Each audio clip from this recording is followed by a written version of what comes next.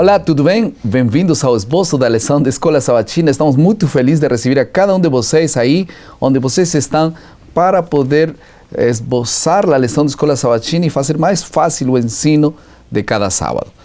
Nós estamos muito felizes porque creemos que o estudo diário da lição da Escola Sabatina e a Bíblia, logicamente, contribuem de uma forma notável para o crescimento espiritual. Vamos a agradecer a Deus por a Bíblia e a Palavra de Deus e a lição da Escola Sabatina sempre. Está conosco mais uma vez para comentar o esboço Michelson Borges, quem é editor da Casa Publicadora Brasileira. Ele é mestre em teologia e também ele é um grande pesquisador da área de criacionismo. Muito obrigado por estar conosco. Mais uma vez, pastor, é um prazer estar aqui. Vamos a iniciar com uma oração e depois continuaremos com o esboço.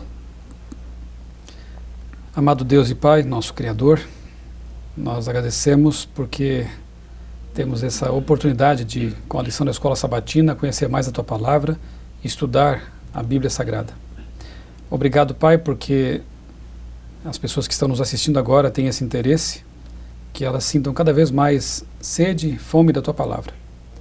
Pedimos agora que Tu envies Teu Espírito para que nossa mente e coração sejam abertos e sejamos conduzidos por Ele nessa compreensão. Em nome de Jesus é que pedimos e agradecemos. Amém. Amém. Quando todos nós éramos crianças, especialmente a nossa geração, tínhamos aí o sonho de ter um brinquedo diferente dos outros, um brinquedo a controle remoto. Você já teve? Bom, hoje é muito comum, inclusive, eu vi outra vez, quero mostrar a vocês, um controle remoto de um helicóptero. É muito comum hoje, as crianças, para eles é uma coisa normal, para nós seria uma coisa espetacular, ver um helicóptero voando só com um controle remoto, uma coisa extraordinária, que hoje já é um brinquedo normal. Mas será que o ser humano é um brinquedo assim? É feito para ser controlado, controle remoto por alguém? Estamos cheios de máquinas por dentro.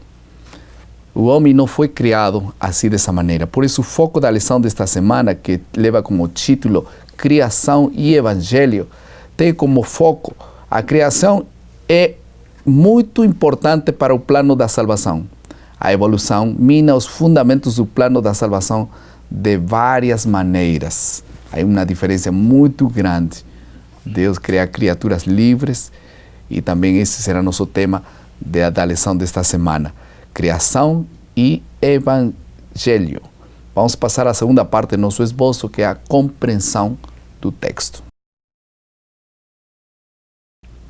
Vamos subdividir a lição em 3 pontos, esta parte da compreensão. Em primeiro lugar, criação e redenção. Em segundo lugar, criação e graça. E em terceiro lugar, criação e nova criação. A primeira parte, uma pergunta lógica, iria rapidamente. Qual é a relação entre criação e redenção? Podemos até começar a responder com outra pergunta, né, pastor? Redenção de quê? Né?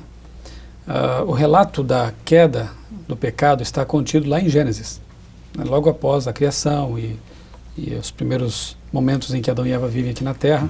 Não sabemos quanto tempo decorrido depois da criação eles caíram, né? Mas enfim, Jesus vem nos redimir justamente porque houve uma queda. Há uma necessidade de um resgate, isso é redenção.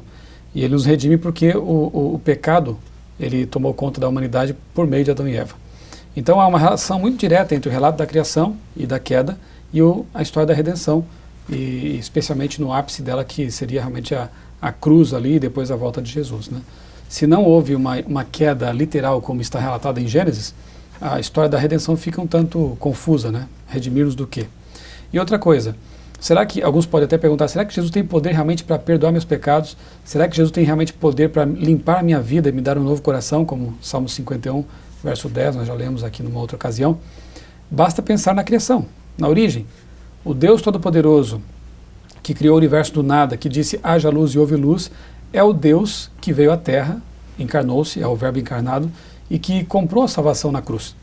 Se Ele tem poder para criar o universo, Ele também tem poder para recriar em nós, seres humanos, né, a nossa natureza, para nos dar um coração novo, uma mentalidade nova, propósitos puros. Então a relação entre a criação e a redenção é muito estreita e nos aponta realmente para um Deus todo-poderoso que cria e recria. E a criação é perfeita, né? Porque todo perfeito não é robotizado, né? É livre. E a liberdade tem a possibilidade de ir ou não ir, obedecer ou não obedecer. E então, nós todos sabemos que o ser humano desobedeceu e aí temos a queda e aí a solução de Deus para esse assunto. Assim como Eva teve liberdade para escolher pecar ou não, hoje Deus nos convida a exercer liberdade para não pecar e escolhê-lo como aquele que nos dá poder para viver uma vida santa. Sempre a questão foi de liberdade, né? Nós temos liberdade para escolher a Deus, diferentemente de um mecanismo a controle remoto. É verdade. E criação, falando agora da criação e a graça, nós vemos na Bíblia, em Gênesis capítulo 2 especificamente, como Deus providencia a solução do princípio, né? Fala das roupas, aquelas roupas. Que significado tem aquelas peles com que foram vestidos nossos primeiros pais? Veja, antes da instituição do ritual do santuário, que vai ser, que Deus vai usar como um símbolo, né, da redenção, antes da Bíblia, antes da cruz, é a cruz antes da cruz, podemos dizer assim, Deus já aponta para a morte do Cordeiro. Deus já mostra que haveria a necessidade de um sacrifício para a remissão dos pecados. E ele faz isso com o sacrificar de um cordeiro e, mais do que isso, a utilizar a pele desse cordeiro para prover roupas para Adão e Eva. Adão e Eva, numa tentativa frustrada de cobrir sua nudez, e essa nudez não é apenas nudez física, né? É a nudez da alma mesmo, a nudez que revela, que desnuda o pecador quando ele se vê realmente carente e finito. Então Deus cobre essa nudez com roupas apropriadas. As folhas de figueira ali não poderiam fazer isso. Escusas, né? Então veja, ela quase que representam, aquelas folhas quase representam a justificação pelas obras, que é uma impossibilidade, mas é Deus quem cobre nossa indignidade, é Deus quem cobre nossa nudez espiritual, e isso é feito com a pele do Cordeiro. Em João capítulo 29 identifica o Cordeiro, quando João Batista vê Jesus vindo até ele para ser batizado, e diz: eis o Cordeiro de Deus que tira o pecado do mundo. Aquele cordeirinho que foi usado para cobrir a nudez de Adão e Eva, e os muitos cordeiros que foram sacrificados posteriormente no santuário, apontavam única e exclusivamente para Jesus, o Cordeiro de Deus. Por isso que a Bíblia fala que quando Deus disse para Adão, ele dia que você coma, vai morrer. Não disse que vai começar a morrer, esse dia iria morrer. E esse dia morreu um cordeiro, né? Em vez de a substituição, e as peles cobriram o corpo dele para estar em contato com Deus. Alguns que falam que a pele, as vestimentas mediam entre Deus e a pessoa. Faz a pele, uma ponte ali entre uma Deus ponte, né? A média. Por isso que nós temos aqui a meia entre quê? Entre a pele e o externo, né? E é algo muito íntimo, né? A roupa que nós vestimos. E a Bíblia diz que nós temos que nos revestir de Cristo, ou seja, tenha Jesus como aquele que é mais íntimo seu. E ele de fato tem que ser, porque ele é nosso Salvador. E foram essas vestimentas que vestiram. Depois a Bíblia fala que nós, para entrar nos reinos dos céus, necessitamos essas vestimentas, né? Vestes brancas. Brancas para, que é enfim, justiça. Apocalipse fala um pouquinho mais disso. Na terceira parte da lição, na parte da compreensão, criação e a nova criatura. Ou criação e a nova criação. Existe uma palavra assim, criação e a nova criação. A pergunta seria, segundo a Bíblia, o ser humano é imortal, né? E que esperança há para nós? Como a destruição da morte por Jesus contraria a evolução? Quando Jesus ressuscitou Lázaro, por exemplo, entre outros, né? Ele demonstrou ter poder sobre a morte. Como Criador, ele pode devolver a vida. E ele fará isso efetivamente no fim, na sua vinda, né? Devolvendo a vida àqueles que morreram em Cristo. Aqui em 1 Coríntios capítulo 15, Paulo faz um estudo muito aprofundado do que é a ressurreição dos mortos, né? Seria bom que o nosso amigo que nos assiste agora pudesse ler depois com calma, né, com oração, todo o capítulo 15 de 1 Coríntios, porque Paulo aqui é muito claro com respeito à questão da ressurreição. Ele fala, por exemplo, se Cristo não ressuscitou, é vã a vossa fé, e ainda permaneceis nos vossos pecados.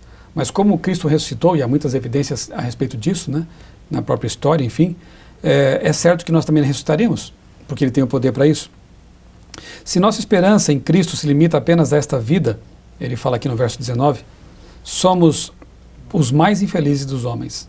E depois diz, porque assim como em Adão todos morrem, assim também todos serão vivificados em Cristo, verso 22. E no verso 26, o último inimigo a ser destruído é a morte. Como isso aqui contraria a evolução, inclusive a evolução teísta, que é aquele grupo que tenta conciliar Deus com o darwinismo, né, e criando uma teoria amorfa e contraditória, autocontraditória, contraria no seguinte aspecto: para os darwinistas, a morte faz parte da vida, faz parte do ciclo da vida, é algo normal, né? Para os darwinistas teístas, é assim também, porque os evolucionistas teístas, porque eles creem em Deus, mas creem que Deus criou a morte como um elemento naturalmente constitutivo ali da vida, né, do ciclo da vida. Quando lemos a Bíblia e vemos que Jesus vai destruir a morte, entendemos que a morte é um elemento estranho. Não fosse assim, Jesus não destruiria a morte. Permitiria que ela continuasse como um elemento ali constitutivo desse ciclo. Ao de Jesus destruir a morte, ele deixa bem claro que esse nunca foi plano de Deus. O criacionismo é a única visão de mundo que está em conformidade com a Bíblia, ao dizer que a morte não mais existirá, ao dizer que a morte é o último inimigo que será destruído por Jesus, e aí vamos desfrutar eternamente da vida com Deus, aí sim, imortais, revestidos da imortalidade. E nós como podemos fazer para poder conciliar a graça e a justiça? Essa será a parte da aplicação do nosso texto.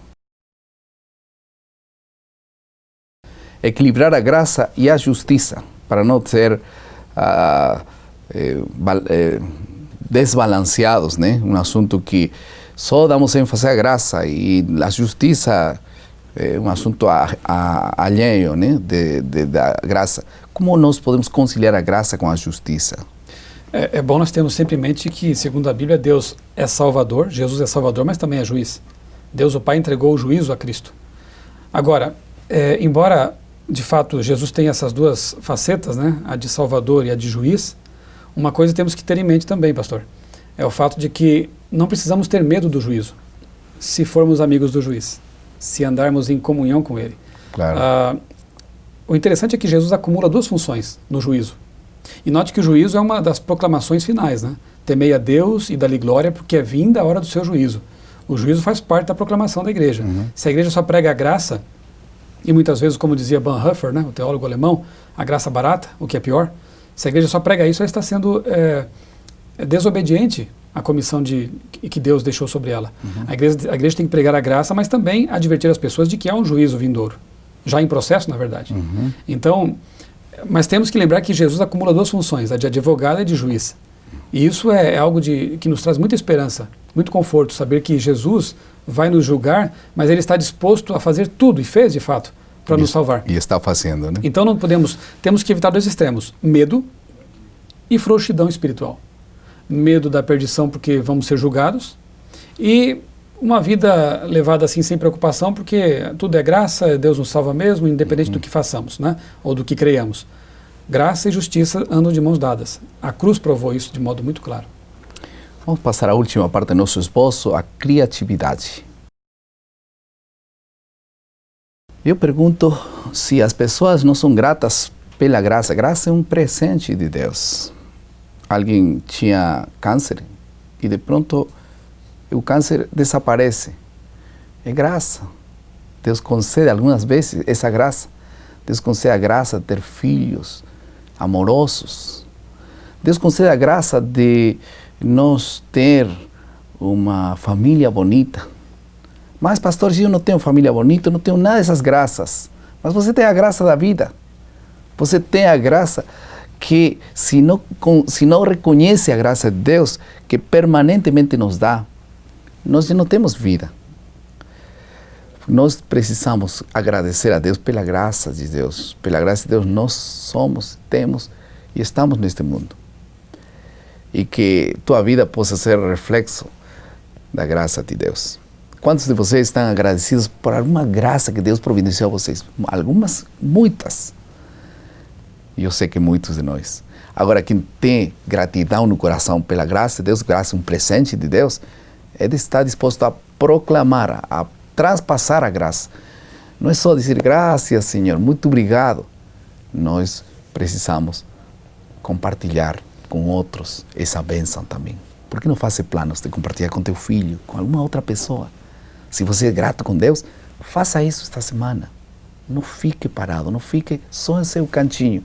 Saia, agradeça, comunique a graça para outros. Vamos orar. Querido Pai, muito obrigado por tua palavra. E que tua palavra possa ser em nosso coração vivo perfume para compartilhar com os demais. No nome de Jesus. Amém. Amém.